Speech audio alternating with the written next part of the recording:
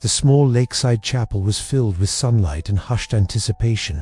White roses lined the pews as townspeople waited patiently for the bride to appear.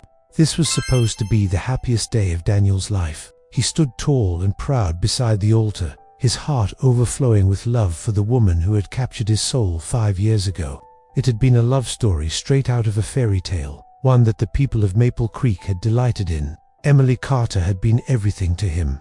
Her laughter echoed in his ears, the memory of her touch sending shivers down his spine. But today, there was an unsettling feeling in the pit of his stomach, a feeling he couldn't shake despite the beauty of the day or the depth of his love for Emily. He blinked away the strange uneasiness and adjusted the white rose pinned to his lapel, the same shade of white as the dress Emily would wear. Daniel was a man of few words, a quality often misunderstood in a world that celebrated boisterous personalities. At 32, he was known for his quiet strength, his unwavering loyalty, and his skilled craftsmanship as a carpenter.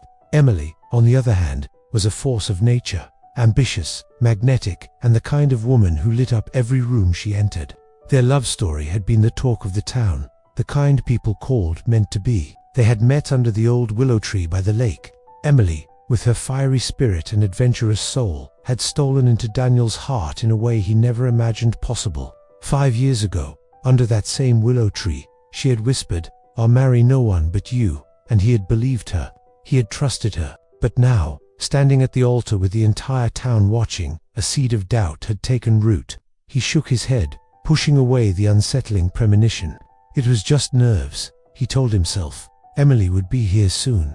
As the ceremony began, soft piano music filled the chapel, each note echoing the melody of his heart. He stood tall, his eyes fixed on the aisle where Emily would appear. And then he saw her, his breath hitched in his throat. Emily looked breathtaking in her flowing white dress, her hair adorned with delicate lace. She walked gracefully on her father's arm, her eyes shining with happiness. And yet something was off. Something tugged at his heartstrings, pulling him from his reverie. As she drew closer, he noticed a tremor in her hands, a fleeting expression of fear that crossed her face, quickly replaced by a determined smile. His brow furrowed with concern, but before he could dwell on it, the music shifted, taking on a more lively tune. Gasps rippled through the crowd. Emily had reached the altar, but instead of stopping before Daniel, she continued her walk, tears streaming down her face. All eyes were on her as she turned to Lucas, who stood frozen among the groomsmen, his face a mirror of shock. In a voice that carried through the stunned silence, Emily said, "I can't marry you, Daniel. My heart belongs to him," reaching out a trembling hand to Lucas. He looked as shocked as everyone else. Daniel felt as if the ground beneath him had crumbled. The world seemed to tilt on its axis, and he struggled to maintain his balance.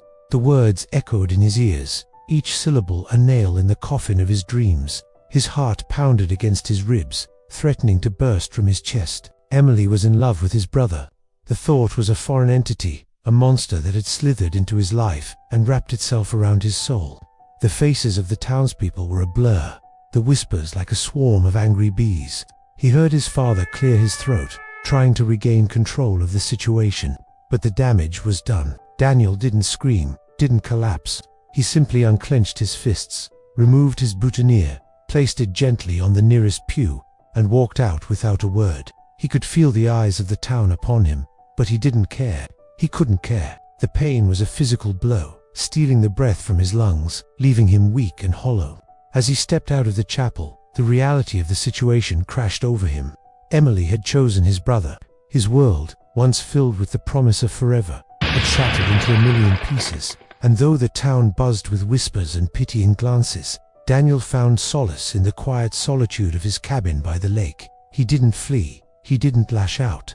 He stayed. He poured his energy into his work, creating intricate pieces of furniture in his father's old workshop. Each stroke of his chisel a silent scream of his anguish. Weeks turned into months, the wound in his heart slowly hardening into a protective shield against the world. He didn't seek pity. He didn't demand answers. Then one day, Emily returned. She stood in the doorway of Daniel's workshop, rain dripping from her coat, her eyes filled with remorse. "I came to say I'm sorry," she began, her voice trembling, "not for loving him, but for breaking you in front of everyone." Daniel didn't look up from his workbench. The sight of her, even after all this time, brought back a flood of emotions, each one threatening to pull him under. but he remained steadfast, his gaze fixed on the wood before him. After a long silence, he finally spoke, his voice rough with disuse. "You didn't break me. You just made me someone I didn't know I could be." He handed her a small wooden box he'd carved that morning. Inside, a note lay folded. She took it, her hands shaking, and unfolded it slowly. The words jumped out at her, stark and unforgiving. "Some promises aren't meant to be kept, but they still matter." It was the epitaph he had written for his heart, a heart that had loved her fiercely, a heart that had been broken, but had risen from the ashes stronger than before. Years passed. Daniel never married, but he became a fixture in the town, a mentor to lost boys, a steady presence in a world that often seemed too chaotic. He taught them to build things with their hands and hearts, passing on the skills he had learned from his father. One day, a young boy asked him, "Did you ever hate her?" He paused, then looked up from his work, his eyes filled with a sadness that transcended mere anger. "I loved her enough to let her go, and myself enough to stay." The chapel by the lake still stands, untouched and unused for weddings. Some say it's haunted by the ghost of a broken heart. Others say it's just waiting for a different kind of love story to unfold within its four walls. And every spring, without fail, a single white rose appears on the pew where Daniel once stood, left by hands no one sees.